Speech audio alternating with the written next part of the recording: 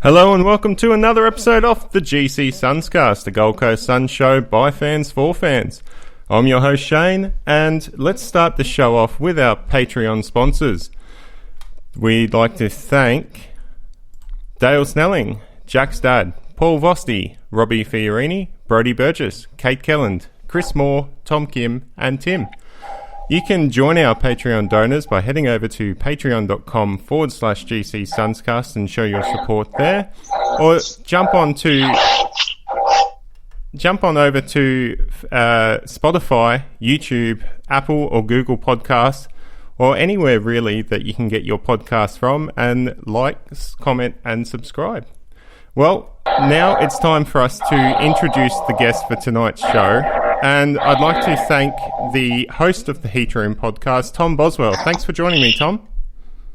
No, thanks so much for having me, mate. It's an honour. You do a terrific job on here, mate. So, it's fantastic to jump on and have a bit of a chat about footy. Yeah, it's been a while since we last had you on the show. I think it was draft night last year, or... Yeah, I'm pretty sure it was last year we had you briefly on the show. Since then, you've been promoted to the sports editor at the Gold Coast Bulletin. How's that working out for you?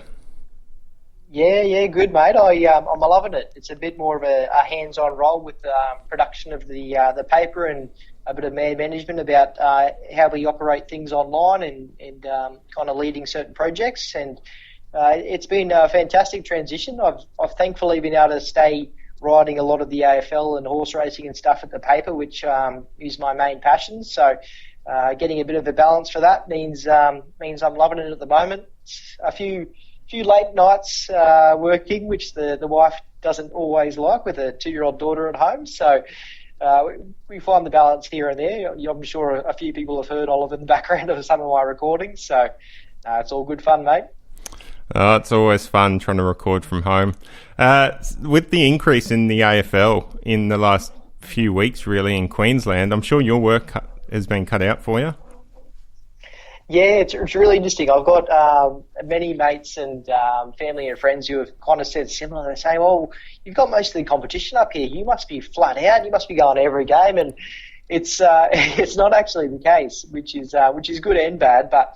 We've got guys who file on all the different interstate teams. There are some journos here, and they do some work from interstate filing off games and that kind of stuff as well, and press conferences. So thankfully, I haven't had to spread myself too thin, because it'd probably mean I do less Suns content. So even though they are here, it's pretty much a business. So I sneak across to a couple of the games and have a beer and watch the footy. Well, it sounds like a bit of fun still. Do you still get to get along to some of these press conferences? Yeah, I duck in and out of them. I'm at less press conferences than I was probably at the start of the year, just with the changing media landscape and how we're operating now. So I'm putting pretty much 100% of my time into making sure that I'm chasing Suns content that no one else really has. And if you go into a press conference, there's a 100% chance that everyone else will already get it. And if you're asking people to pay for your services, then they deserve better than something that everyone else has already got. Yeah, that's certainly a good philosophy. Very similar to what Michael Whiting was doing last week. His Patreon page was more about writing his own individual content. And essentially that's what you're doing just for the Gold Coast Bulletin. Yeah, essentially. I mean, you've got to put a value on a product, and you've got to make it appealing to the readers. So that's the kind of the balance we're finding at the moment. It's actually been really enjoyable to go down these avenues and figure out what works best. I did listen to Fish last weekend. I know Fish quite well. We're good mates and done a few trips together. So it's a big shoes to fill coming on after him. He's a terrific fella, and not only that, he's probably the best Queensland football journalist we have. So no doubt that would have come across last week. There's no man who knows the Brisbane Lions and Suns more than he does. So always good to pick his brain. Yeah, it was a great chat last week with Fish Whiting.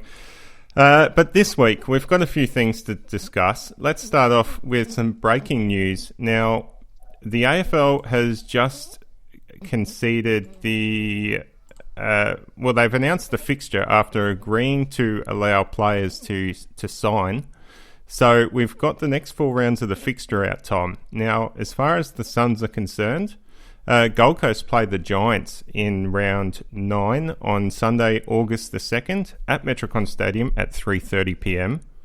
We then follow up with a Thursday night game, so that is 4-day break against St Kilda at 8:10pm, so that's 2 Thursday night games if you include this one. Round 11, the Suns are playing Essendon on a Wednesday night, August 12th. Oh my God, that's actually my birthday. So that's a good day reason to get along to the footy, I think, even on the there you go. Hopefully even on the work night. You. Yeah. Probably still have to watch my alcohol intake because my job does require me to be sober. So I don't think I'll be having any beers that night, but I'll certainly be cheering on the Suns. And the last game from this fixture is Monday, August the 17th. Richmond play the Gold Coast Suns at the Gabba. So we've got a Monday night game, 2 Thursday night games, and a Sunday night game, and a Wednesday. So yeah, interesting mix there. Yeah, so we'll have to wait and see on how they play it. I mean, that doesn't leave a lot of time for recovery, and they usually you can pretty much pencil them in for most Saturday afternoons, most fixtures, can't you? So obviously this Thursday is a bit different for them, but they would have had their weeks pretty much planned out, pretty routine over their time the last couple of years. So to have a couple of short turnarounds will be different for them. So it'll be interesting to see how they handle it. It is. It's also interesting to see how they're going to handle this week's Thursday night game, a 5-day break. I think it's probably the shortest break the Suns have ever had in their history between games. And it's our first real shot at a primetime slot, a standalone football match, not being broadcast by 7 nationwide, unfortunately. But it's certainly the talk of the town up here on the Gold Coast. What's the vibe like from your readers and from the Gold Coast Bulletin as to the excitement around Thursday night footy? And from your dealings with the club, are they excited about this? Do they feel like it's going to impact the crowds in a positive or a negative way? They haven't really mentioned the crowds, and it's hard to really get a read on what it would be like just because of the restrictions. So I guess we won't get a true indication about what crowds could have looked like if it was a normal scenario, but I think they're treating this as a real opportunity. They treat everything with a really positive mindset under Stewie Dew, and the feedback has been incredible in the sense that they feel it's a real audition to put another step forward and to show their wares, because if they can play really well against the Bulldogs, the ratings for the broadcast, especially for the Suns, has been up by about 50%. So if they can show an incredible free-flowing game of footy that's exciting with the likes of Rankins doing what he does, then you'd have to think that it's a really good platform to them to say next year, if they keep on the improvement, we need more of these games, which is only going to help the actual club. Yeah, it will. I was very hesitant when it was first came out. I thought the club has actively marketed in the past to have Saturday games and even the odd Sunday game because it suits the family demographic that they target. Because personally, I'm not a family person. I've got my wife, but we don't have kids or anything. So night games, that sort of thing is more my style. But I know a lot of families that do attend Suns games, it's hard with the nights because it's too late for the kids. You can't have it during the middle of the day because kids have sporting events and birthdays and things like that. So the twilight slot has sort of been made for the Suns. But Thursday night footy sort of throws that out because it's also in the middle of a working week, a school night for kids, work night for adults. It's going to be a very interesting look to how many people show up for the game. Now, I put the question out on Facebook during the week and I got a lot of response of people saying they're going regardless. So it doesn't sound like it's going to impact as much as we initially thought. Yeah, and there's some really good points you raised there, and I'm sure it would be hard for families because if it's kicking off so late, you're getting home from work, trying to get the kids sorted, and then trying to get to the game, pack all their stuff, and then get them home and into bed, plus transport. So it's a really big ask, especially considering the transport isn't the best on the Gold Coast. So completely understand that point of view. But I think the excitement, just purely because it hasn't really happened before, I think that's what's getting people over the line. If this was to be a constant going forward, I think there'd be more challenges along the lines of what you're saying. So if it became routine, then I think they would have to look at it more. But if you start turning down Thursday night fixtures and then whatever else in primetime television slots, I don't think it's a good look for the club either. So I think they've got to take the opportunity and then figure out how they best make it work in the future. Yeah, definitely agree with that, especially with the club pushing so hard this year to get their membership record. I'm not sure if they've hit that yet, but they're certainly pushing hard. And from what I've been hearing, we're getting a lot of interstate members signing up. Cal Toomey, Mitch Cleary, Riley Beveridge from AFL Exchange, they've publicly come out and said that they've signed up, and now that they're all based in Melbourne. So they're getting on board just because they like the style of footy the Suns play. And I guess playing in a primetime slot, a Thursday night, a Friday night, is crucial to get those sort of members on board. We're living in strange times with the hubs being based up here in Queensland. I was working today and happened to drive past the Western Bulldogs doing their main training session at Surfers Paradise Football Club. It was a surreal thing seeing a bunch of blokes kicking the footy around in the middle of the day, and I thought, that's weird that there's school kids out training for football, because that's what I'm used to seeing there during the day. But as I looked a bit closer, I realised, no, these blokes are full-on grown men.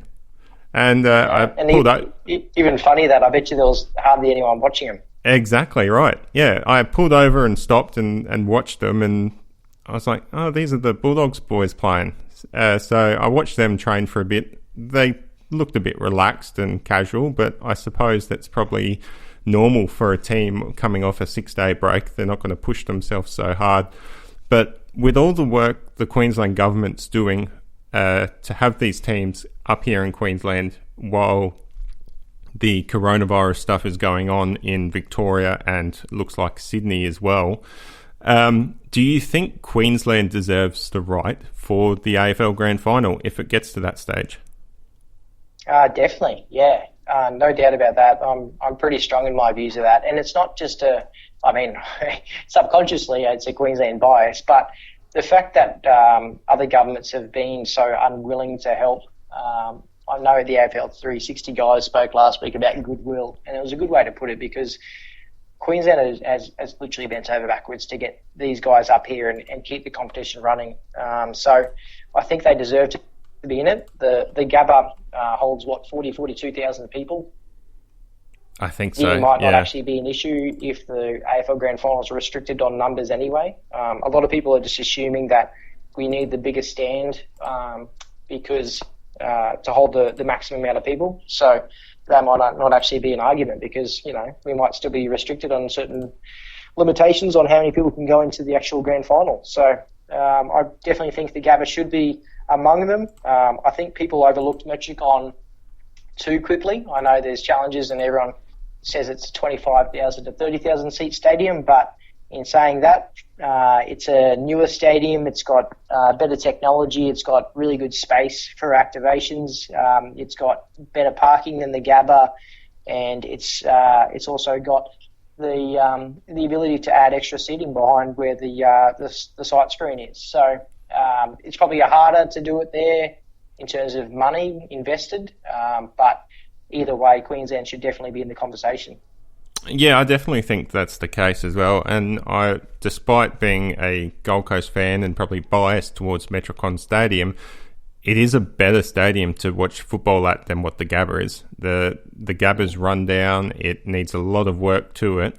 And if it's only a restricted crowd anyway, I think an AFL Grand Final being played at such a boutique stadium like Metricon would work really well. We've seen Metricon pull off some really good performances when we've had concerts there. We've had even just Gold Coast Suns games, special events where they've had the fireworks. They've had performers perform on stage at Metricon Stadium. It's really worked quite nicely. So I think it's definitely got to be in consideration.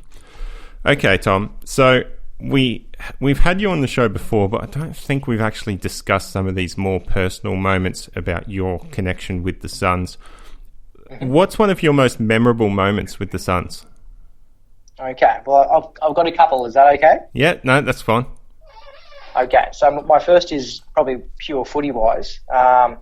So I can't remember. I think it was not last year, the year before, that actually I spent a weekend with the team travelling. So down to Melbourne on the flight, down into the hotel, and then just really getting a behind-the-scenes look at how they prepare for the games. So, in the hotel, going to team meetings, which is really interesting. And that's for both overall team and then also lines and being in the room as they're dissecting last-minute videos and matchups and how they're going to play certain players and introducing certain debutants. And it was a fascinating insight, and even just being the pre-game warm-up the day before at a footy oval and just chatting to the guys about certain things, and then travelling on the team bus, listening to the music and having a chat to the guys, and being in the change rooms pre-game and going out in the field and that kind of stuff. It was one of the most interesting things I've ever done, I reckon, because so many of us for so long always we wonder what is happening behind the closed doors, and we think we might know, but hearing the level of detail that goes on was really fascinating to me. Oh, that sounds really interesting. So what was one of your other ones there? You'll find this funny. So, all right. the food shops at Metricon Stadium. So you've got numerous outlets, and from the media box, I don't know if any of you guys have ever tried it. There's a donut place down there. I think it might be like a gluten-free. Yeah, I know the one. Yep. Yeah, so it's sitting down there, and you can, from the media box, I'm always looking down onto it, going, "Geez, that'd be nice." And years gone by, we'd in the media box you'd get tuna sandwiches in little triangles and stuff, and it'd get you through a game. But they've upped that in recent times. But there was a round 21 or 22 game in the last few years where it was their last home game. I think it might be against Port, and they brought up about 12 boxes of these donuts because they must have needed to get rid of them. And you've never seen journalists flock like seagulls to anything so quickly, mate. It was pretty funny. You don't say no to anything free in life, and those donuts went down a treat. I think they might have been the highlight of the game. Yeah, I think I remember that game, and that wasn't much to write home about. But yeah, those donuts are great. Now, I'm not getting paid for any sort of promotion or anything, but those gluten-free donuts, I'm pretty sure you can get them from local markets and stuff. I've seen them at the Helensvale markets, at the Bundle Farmers markets. They are beautiful donuts and gluten-free as well, so perfectly safe for a lot of people that struggle with the gluten intolerance. Yeah, I'm just a taste man, and they usually fill up the fridge with a couple of quiet beers on the last game as well, which is nice. Oh, that's nice of them. Yeah, it brings me back to a memory of when I first started going to Suns games, and that was in the first year or two. I was fortunate enough, thanks to my parents, to get a corporate membership, and they really spoiled us in that first couple of years. Like, we had prawns, we had oysters, all on the Bain Marie, and that was all included in the ticket price.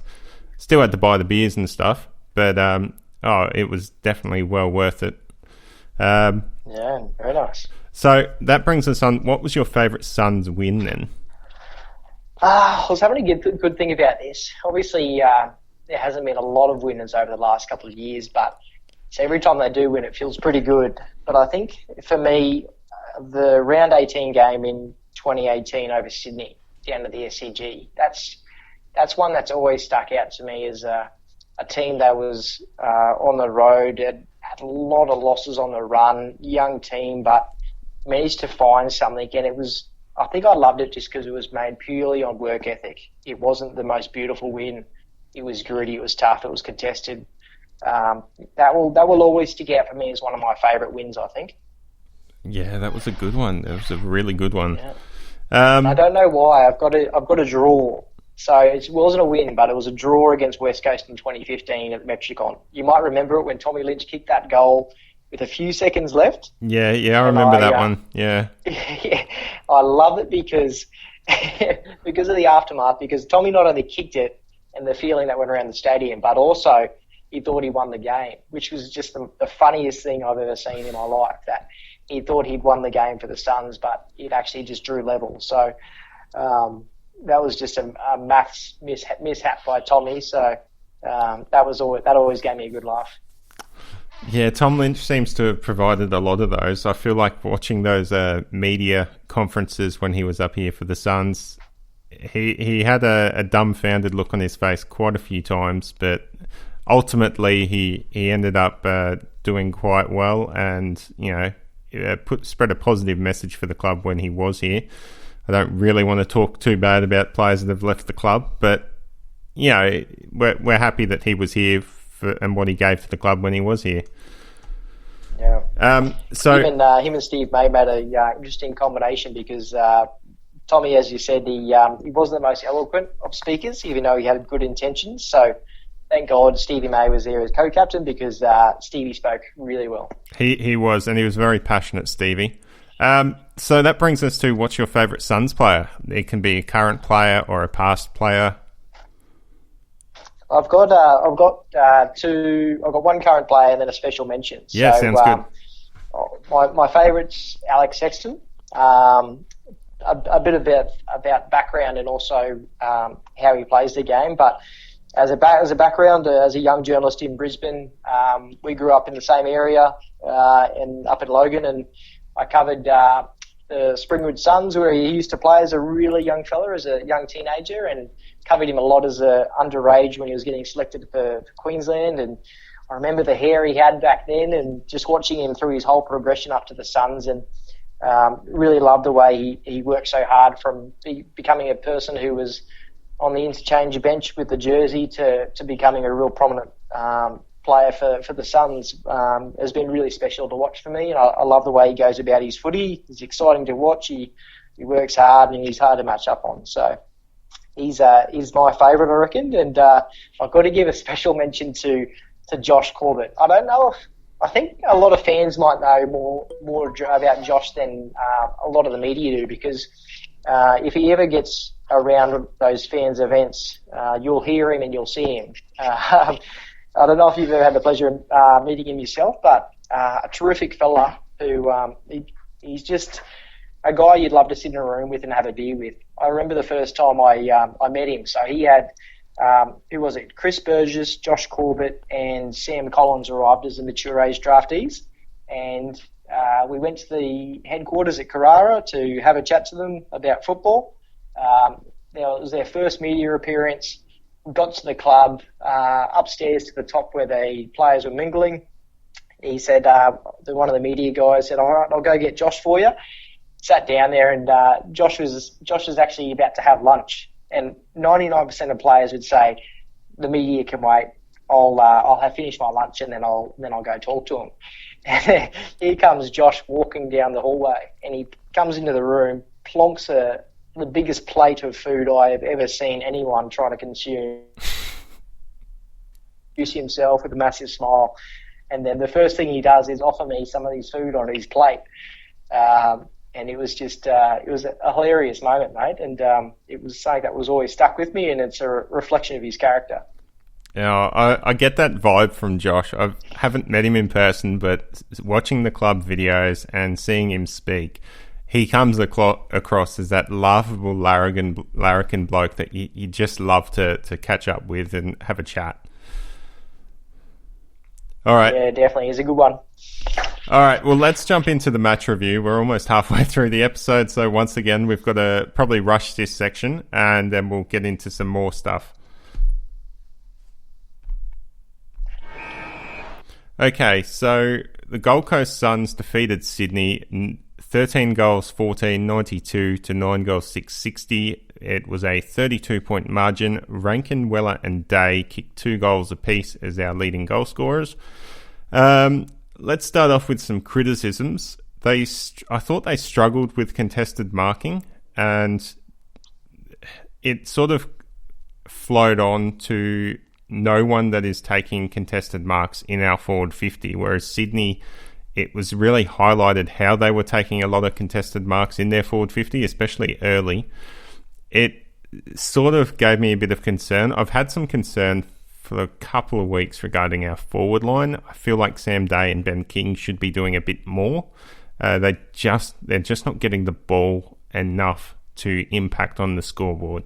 That could be contributed to our midfield, which I said last week. But I think this week, again, it was inaccuracy in front of goal. I think that really hurt us because we probably should have beat Sydney by quite a bit more. And they were probably a bit more efficient than what they should have been as well. What are your takes, Tom? Yeah, I think that's a good way to look at it. In terms of the marking, I think there was definitely problems with converting inside 50 chances. We gave ourselves enough looks and really kept Sydney in the game for longer periods than we really should have. So luckily we were able to sneak away from them, but it really could have cost us in the back end there. So I don't have a massive issue with it going forward. I think against Melbourne a lot of it came down to midfield use. We weren't really getting a lot of clean ball in there. So I think largely the weekend was probably one that highlighted it for me, but I think I'm not too concerned about it going forward. You mentioned the midfield, and that probably is a great segue into the positives. Swallow, Miller and Greenwood were so good in that midfield, winning the clearances. They really imposed themselves in that middle, and Tuke Miller especially, he stands out. He really stands out now with Greenwood there, and he's using the ball quite well. Yeah, he's definitely improved his skills. That's been real noticeable this year. So no doubt he's worked incredibly hard on that. And I think the actual presence of Greenwood has allowed him to have a bit more composure on the ball, because I think Greenwood's doing a lot of that grunt work, doing the heavy tackles and getting it out to the space to the likes of Swallow and Miller for those clearances. So I feel like he's just got that extra half a second to sum up what's in front of him and make a decision and then actually execute. Another point, we didn't concede any 50-metre penalties this week, which was great, because that was something that was pulling my hair out in the last few weeks. I feel like we gave up 8 in the last 2 games prior to this one, and it really hurt us a lot, with a lot of them resulting in goals. The other stat I found really interesting was we had 31 shots from 53 inside 50s. Now, if you compare that to Brisbane, who beat the Giants on the weekend, they had 23 shots from 56 inside 50s. So the Suns are getting enough of the ball into the forward line. Not as much as Brisbane, but they're certainly making it count a lot more. So we are finding ways to score from it once it goes inside. Yeah, definitely. And I think that highlights more of Brisbane's weakness more than anything. I mean, they're a terrific side, but that's one area of the game that, whether it's a big, tall, imposing forward to go alongside Hipwood, or I think that'll just alleviate what Charlie, Cameron, and the likes are being able to do. I think there's too much pressure on the small forwards to do a lot of the heavy lifting there. And the other stat which goes along with that is we had 10 individual goal kickers, which is quite impressive. I think the league average is about 6. So 10 individual goal kickers. The higher ranked teams, all in the top 8, are the ones that have multiple goal kickers every week. So I think I heard a stat from David King on one of the Fox shows that averaging 7 or more individual goal kickers every week is what the top 4 sides are doing. So if the Suns can continue to do this, we are going to give ourselves every opportunity to play finals for the first time this year. Yeah, I like it, mate. Bring it. All right, now time for one of our favourite segments, Incredible Ridiculous. This is incredible! So I had trouble thinking of what was going to be the incredible moment this week. I could put it down to any one of the great goals. Lukosius had a super boot goal. Sam Day kicked a brilliant snap from the boundary line. But I've decided we'll go once again with Rankin. And this time we're going to go Rankin. So which goal was Rankin's best goal? I think the one off the deck. Surely the soccer. The soccer? Just because of the cheeky factor about it. Yeah, you've got a point. I did really like the second goal, the way he marshalled for that space, and the Suns players were aware of that, able to work with him. So that shows a lot of maturity. Compared to what we saw last week, I think last week's goals might have been better, but they're certainly not far off this week. Yeah, it's almost like the soccer goal was a gift that he just bounced on, and the Wits one from the tap down was more teamwork. But the ones a week before were almost just independent, were they? They were just individual efforts that were just stunning. They were. Last week I didn't feel like we looked dangerous going forward unless the ball was near Rankin. He was the only player in our forward half last week that looked dangerous.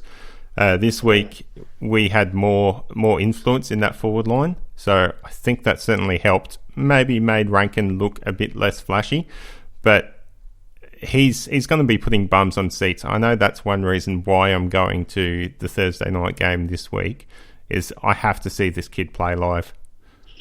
Yeah. He's going to be good to watch, mate. He absolutely is. Now time for Ridiculous. This is ridiculous!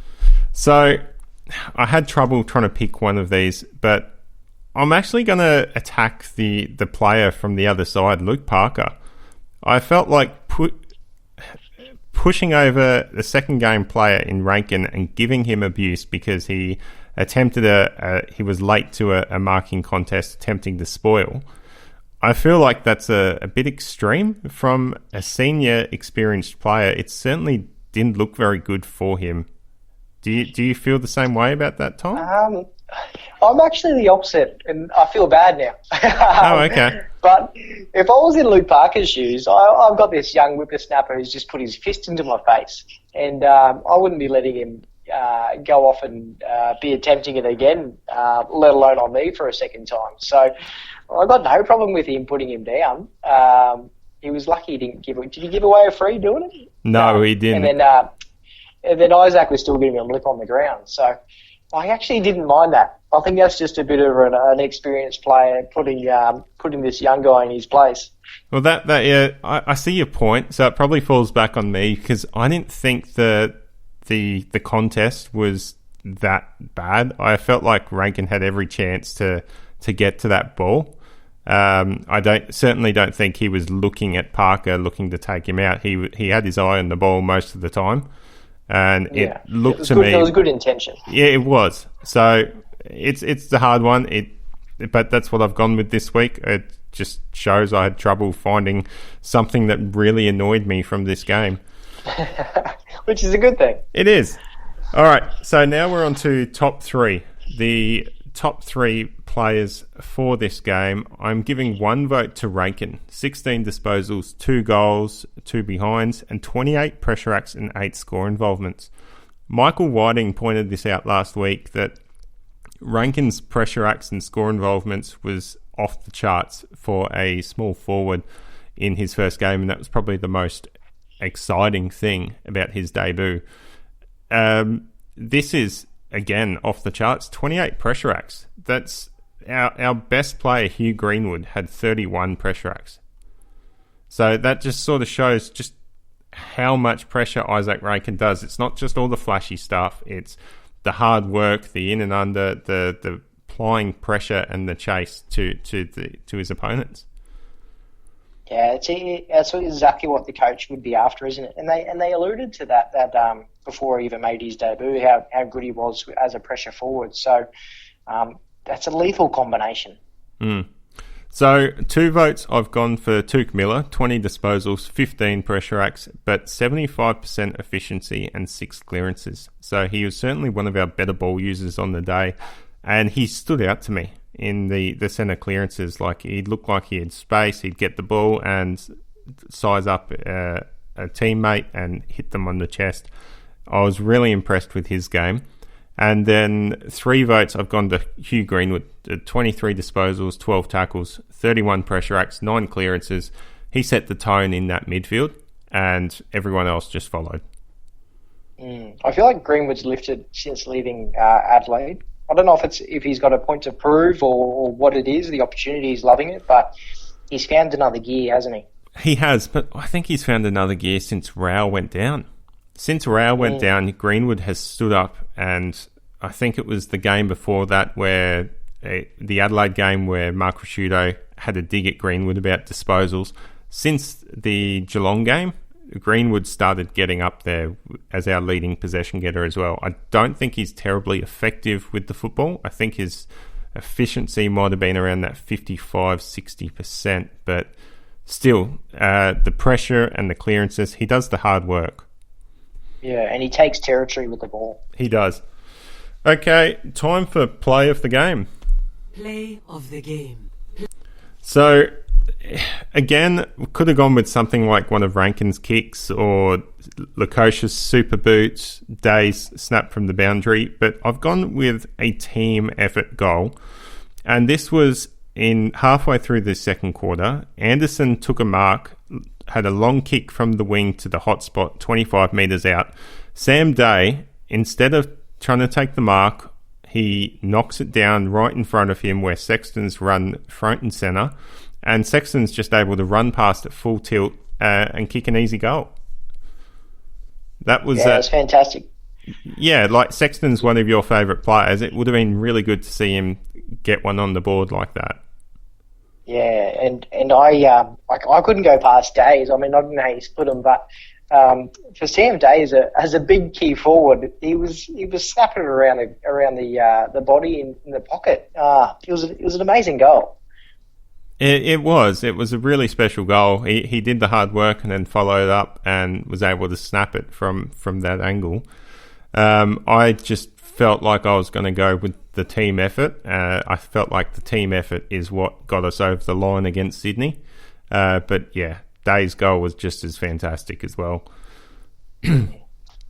All right, well, that finishes up our match report.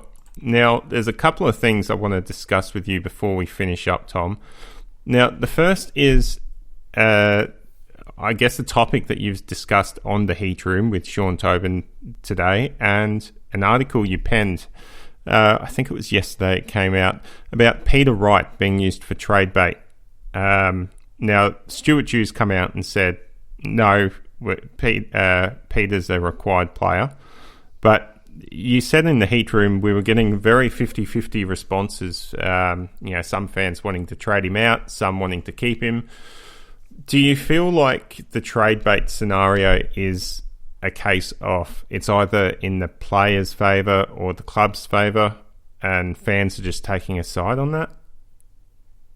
Yeah. I think fans just have an emotional connection to both club and player in different scenarios. So I've been actually surprised because usually you see them, 90% one way, but it's been very 50-50, hasn't it? I mean, there's a lot of people are very split on where Peter Wright will head or where they think he actually should head. So I think that's really interesting just to get a bit of an insight into how they feel about him.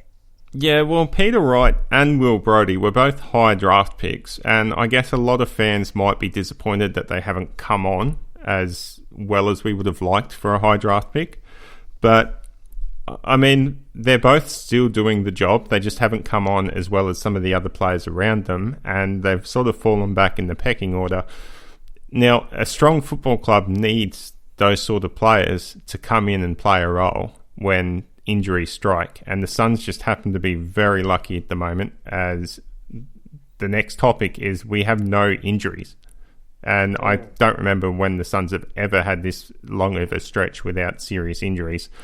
But blokes like Wright and Brodie will get their chance.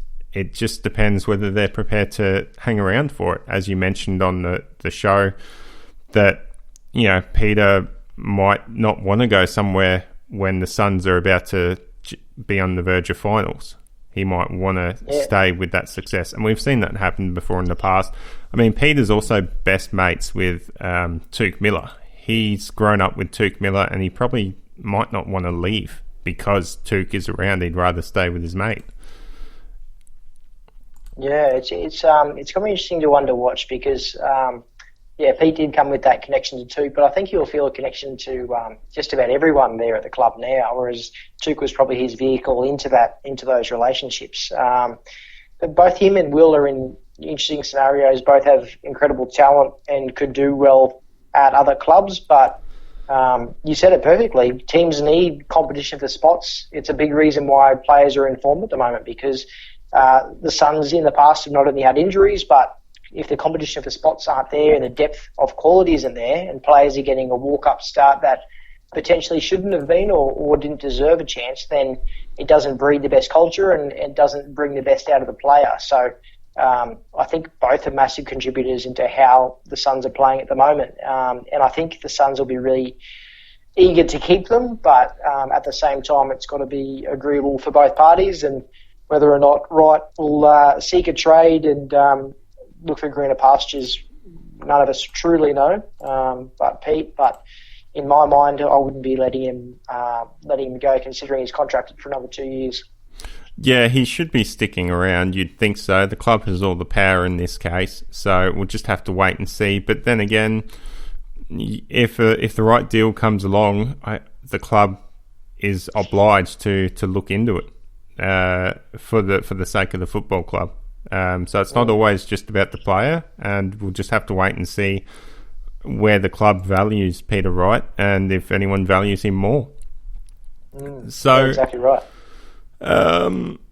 Okay, so before we finish up, we've only got a couple of minutes, so let's make this quick. Looking ahead to the Bulldogs game, it's only going to be, we're 48 hours away till you and I are probably both going to be at Metricon Stadium watching this game, so it's kind of surreal. What's the matchup you're looking forward to most on this game? I think you said it perfectly in the rundown, mate. Everyone wants to see this English young fella come through. He's an interesting young ruckman with a lot of talent. So I'd love to see Wits with a lot of experience come up against him and see how they both fare. Yeah, I agree with that. Wits is one of the better ruckmen in the competition. But I do worry because I feel like English might have the better of him around the ground. It might just be me, but watching the telecast of Wits lately, he looks very slow around the ground, as you would being that tall. But we'll just have to wait and see whether Wits can teach the young pup a lesson. Do we tag Bont? Do we send Tuke or Greenwood to him? I wouldn't start with one. I think Greenwood's got enough physical presence to match up on him and play his game. I think he can stay close enough to lay some pretty heavy tackles on him that can cause some physical hurt. If he does get off the leash, I'd consider chucking a Tuke on him because I don't think you'd want to pull Greenwood out of the engine room because I think that would take away from the Suns game. So, yeah, Tuke could be my other option if he gets off the leash and even a Nick Holman coming back into that space. Yeah, good choice, Hot there. Holman, I didn't think of that. And there's a chance that Sean Lemons might return. He could also play that sort of niggling role if we needed him to. All right, so a couple of guesses. Who do you think will be the leading goal kicker for the Suns in this game? Do we go for a small or do we go for a tall? I'm going to go Ben King. I'm going to say he kicks 3-1. Okay, and best on ground? Best on ground will be our boy Tuke Miller. He'll be consistent, he'll do the grunt work, and he'll get him over the line. Oh, fantastic. Well, let's hope the Suns get over the line then, and we hope to have you on the show again sometime soon. Thanks, Tom. Go Suns! Thanks for having me, mate. Have a good one.